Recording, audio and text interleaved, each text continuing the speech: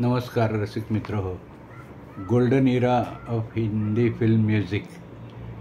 सुवर्णकाळातील हिंदी चित्रपट संगीताच्या आठवणी करताना ते सिनेमा, त्यातील कलाकार, संगीतकार, गीतकार, गायक, कलाकार या सगळ्यांच्या आठवणी एकत्र करण्याचा हा एक सुरेल संगीत योग असं म्हणता येईल. कारण सगळ्यांच्याच आवडीचे हे विषय असल्यामुळं प्रत्येकाला या व्यक्तीविषयी, या कलाकाराविषयी, सिनेमाविषयी खूप आत्मीयता आहे, आस्था आहे. आणि या आठवणी केव्हाही गाणी गुणगुणतो तसंच या आठवणीसुद्धा आपण कितीदा तरी आठवत असतो. कधी मित्रमंडळीत गप्पा मारतो, कधी आपण एकटेच आपल्या मूडमध्ये बसतो तेव्हा ते गाणी आठवतात, तेव्हा खूप छान वाटतं. आज आपण 1966 हा काळ माझ्या शालेय जीवनातला महत्त्वाचा टप्पा होता. म्हणजे 10वी 11वी HSC ला मी होतो या वर्षामध्ये आणि हैदराबाद या मोठ्या शहरी होतो. त्यामुळं गोल्डन इरामधले तो काळ कसे पिक्चर तिथं पाहायला मिळाले, कसे गाणे ऐकायला मिळाले आणि सगळे फिल्म वेडे मित्र, गाण्याचे वेडे मित्र, म्हणजे जिकडं तिकडं माहोल हा हिंदी चित्रपट संगीताचा किंवा सुपरहिट पिक्चर्सच्या गप्पांचा, पाहण्याचा आणि रात्री जरी अड्डा बसला गप्पांचा तरी त्यात या गाण्यांच्या चर्चा चालायचा. असा हा बहारदार 1966चा काळ होता. आणि आम्ही सगळे शालकळे पोरं मॅट्रिकच्या वयोगटातली, त्यामुळं उत्साहाला काही सीमा नसायची. त्यामुळं दे धडाका धूम धडाका असे हे पिक्चर होते. आपण काही पिक्चरची नावं सांगतो मी तुम्हाला. गाईड नावाचं पिक्चर मी हैदराबादच्या ॲबिट्स रोडवरील पॅलेस टॉकीजमध्ये पाहिला. इतके मोठे कटआउट पोस्टर्स लावायची पद्धत होती हैदराबादमध्ये तेव्हा, की मान वर करूनसुद्धा मान दुखेपर्यंत ती पोस्टर पाहायची हौस काही फिटायची नाही. देवानंदचा मोठा कटआउट, वैदारामांचा कटआउट किंवा आज फिर जीने की तमन्ना आहे त्या गाण्यातली एक डान्सिंग पोज, असे मोठमोठे पोस्टर त्या थिएटरच्या बाहेर लागायचे.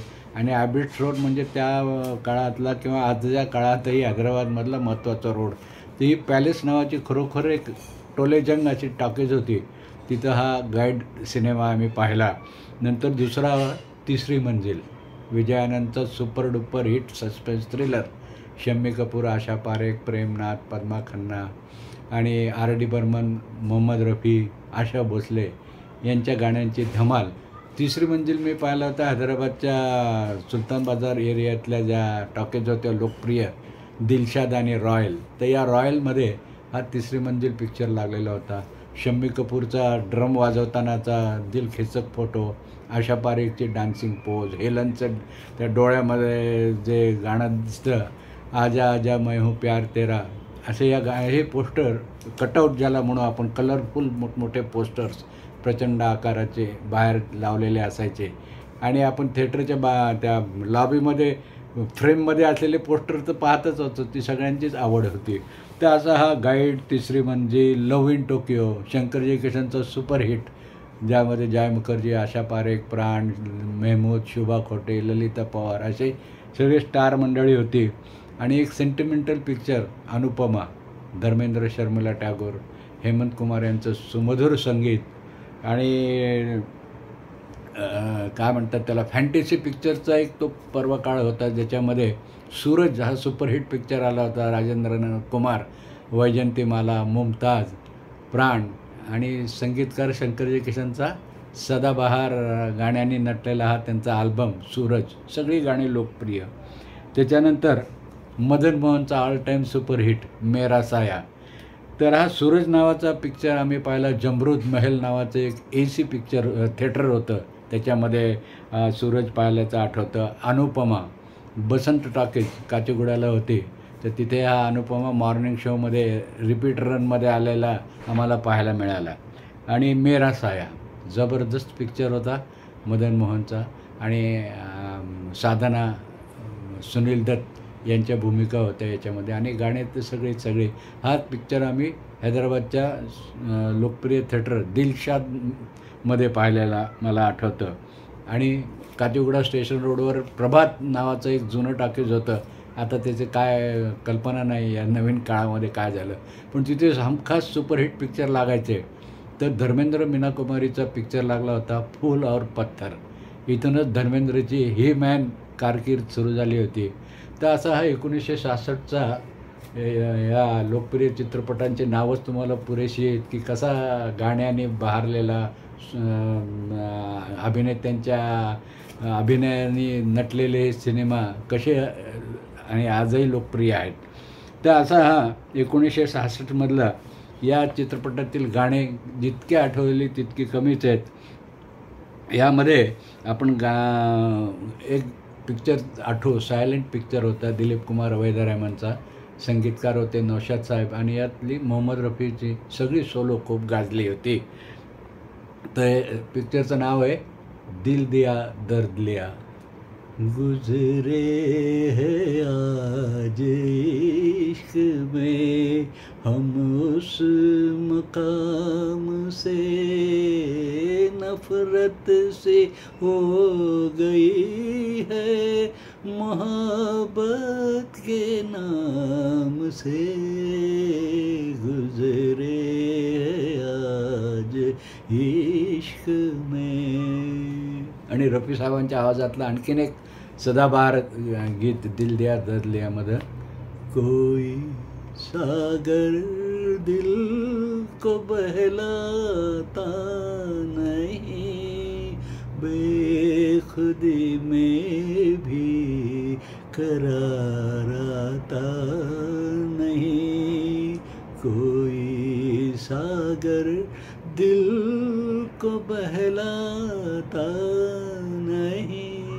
असा दिल दिया दर्द लिया दिलीप कुमारच्या ॲक्टिंगमुळे आणि नौशाद रफी साहेबांच्या संगीतमय कामगिरीमुळे आजही रसिकांच्या लक्षामध्ये आहे. सूरज एकापेक्षा एक लोकप्रिय गाणं आणि रफी राजेंद्र कुमार कॉम्बिनेशनमधलं सदाबहार, बहारो फुल बरसा ऑल टाईम हिट. पण याच्यातलं आणखीन एक गाणं तेवढंच गाजलेलं की जसं वाटतं अजूनही रसिकांना की रफीचा आवाज आपल्याला माहिती आहे म्हणून आहे, पण एरवी तो राजेंद्र कुमारच गातोय असं या गाण्याचं इम्प्रेशन आजही आपल्या मनावर गारूड आहे. चेहरे पे गिरी जुल्फे कह दो तो हटा दूं मैं, गुस्ताखी माफ, गुस्ताखी माफ. आणि आर डी बर्मन, मोहम्मद रफी आणि शम्मी कपूर, हेलनचे डान्स, आशा पारेखचे डान्स यामुळं तिसरी मंजिल एक ट्रेंड सेटर सस्पेन्स थ्रिलर ठरला. यामध्ये एकापेक्षा एक जबरदस्त गाणी होती. त्यामध्ये रफी साहेबांच्या आवाजातलं एक गीत पडद्यावर, शम्मी कपूर आणि आशा पारेख. दीवाना मुझसा नहीं इस अंबर के नीचे आए है मेरा कातिल और मैं पीछे पीछे, दीवाना मुझसा नहीं. आणि आणखीन एक, तुमने मुझे देखा होकर मेहरबान, रुक गई ये ज़मीं, रुक गया आसमां, जाने मन जाने जा तुमने मुझे देखा. आणि देवानंद वैद्यरामनचा गाईड, सचिन देव बर्मन आणि रफी साहेबांचं कॉम्बिनेशन, दोन सोलो अतिशय सुरेल आजही आपल्या सगळ्यांच्या आवडते. क्या से क्या बेवफा, क्या से क्या हो गया बेवफा,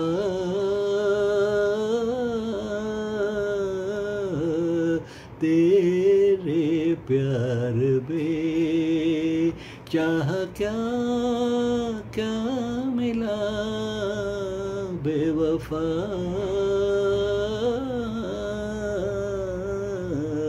तेरे प्यार में.